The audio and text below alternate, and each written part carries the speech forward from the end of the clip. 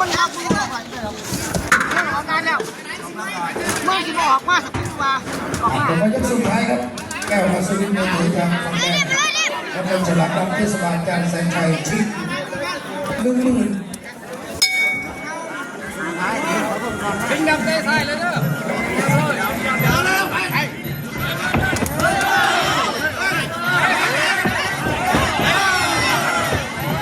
ออกเลย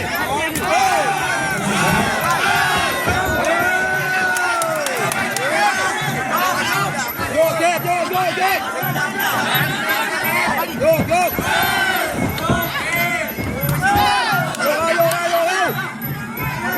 ผู้ต่อไปเตรียมตัวมานั่งรอครับผู้ต่อไปเป็นทีมงานของเรา